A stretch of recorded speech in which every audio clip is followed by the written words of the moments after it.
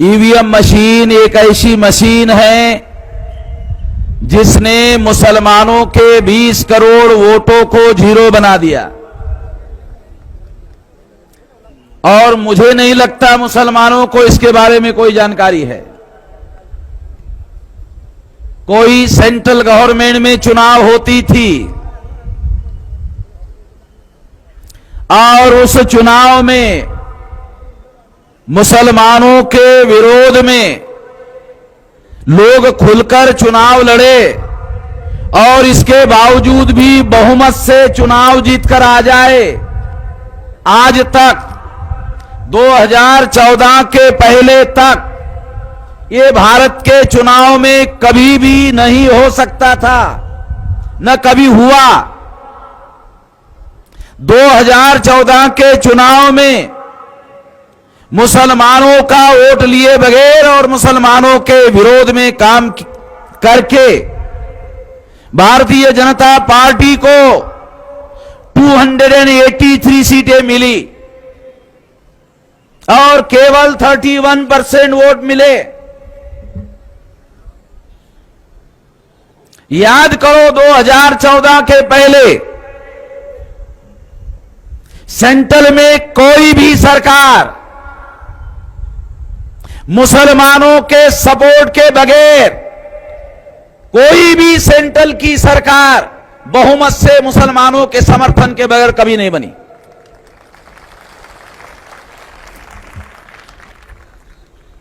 सतहत्तर में 27 साल तक मुसलमानों ने कांग्रेस का समर्थन किया।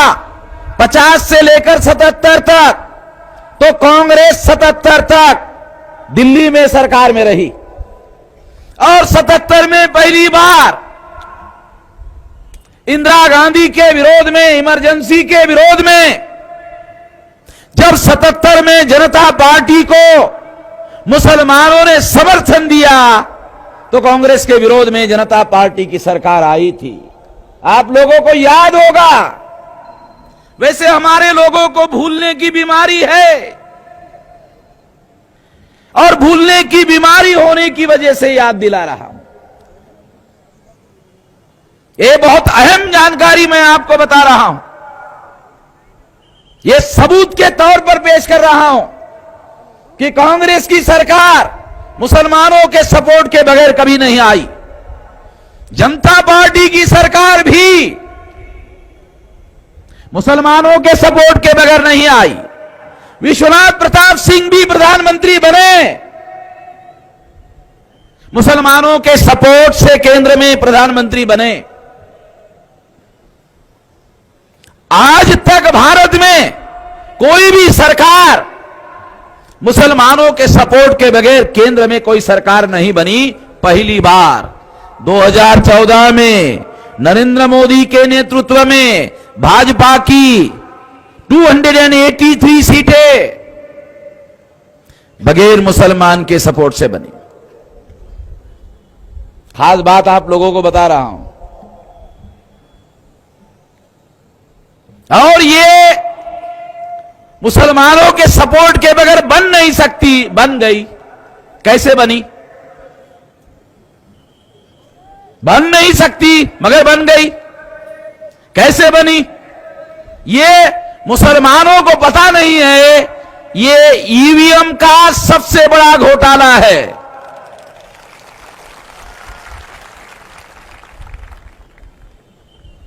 और ईवीएम ने मुसलमानों का वोट वैल्यू अंग्रेजी शब्द है। वोट वैल्यू का अर्थ है मत मूल्य। वोट का मूल्य जीरो कर दिया।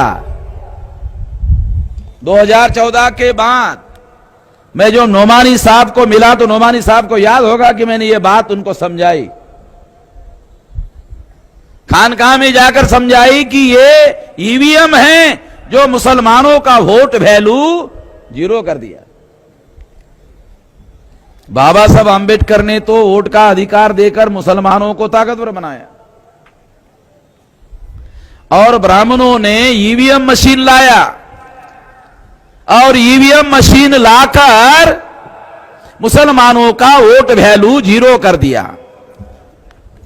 आपको याद होगा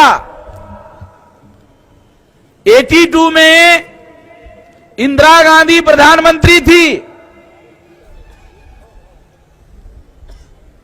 और 80 के दशक में अमेरिका और यूरोप में फैसला हुआ ईवीएम मशीन पाबंदी लगाने का फैसला 80 के दशक में हुआ। ईवीएम मशीन से अमेरिका में यूरोप में चुनाव नहीं होगा, यह फैसला 80 में हुआ। और इंदिरा गांधी 82 में प्रधानमंत्री थी। इंदिरा गांधी ने फैसला किया कि जिन मशीनों को यूरोप में अमेरिका में पाबंदी है वो मशीनें भारत में लाई जाएगी। आपको ये मालूम नहीं ये फैसला किसने किया? 82 में इंदिरा गांधी ने फैसला किया। आप लोगों को यह भी याद होगा कि 80 के बाद भारत के चुनाव में यह नारा मैदान में गूंजने लगा था। काशीराम जी के द्वारा वो नारा था, वोट हमारा और राज तुम्हारा। आपको थोड़ा याद दिला रहा हूं, बात समझ में आए इसलिए। ये वोट हमारा और राज तुम्हारा, नहीं चलेगा, नहीं चलेगा, नहीं चलेगा। ये 80 के बाद ये नारा, और नोमानी साहब को मालूम है, ये नारा लगाया गया था। तो उन लोगों को, ब्राह्मणों को पता चला, हाँ ये बात तो सहना सही है, वोट तो इनका है, राज हमारा है। और ये फिर नारा अगर गांव-गांव तक फैल गया तो फिर ये राज अब भविष्य में हमारा आने वाला नहीं है। इसके बावजूद भी हमारा राज होना चाहिए, इसलिए इंदिरा गांधी ने 82 में ईवीएम मशीन पर पाबंदी लगी थी यूरोप और अमेरिका में। और पाबंदी क्यों लगी थी? तो भारत सरकार ने स्टडी किया कि ईवीएम में घोटाला किया जा सकता है और घोटाला करके चुनाव जीता जा सकता है, इसीलिए यूरोप और अमेरिका में पाबंदी लगी। तो ब्राह्मणों ने निर्णय लिया, अगर घोटाला किया जा सकता है ईवीएम में तो ये मशीन भारत के लिए सबसे ज्यादा उपयुक्त है, क्योंकि हम तो अल्पसंख्यक हैं। भारत सारे देश भर में ब्राह्मण 3.5% है।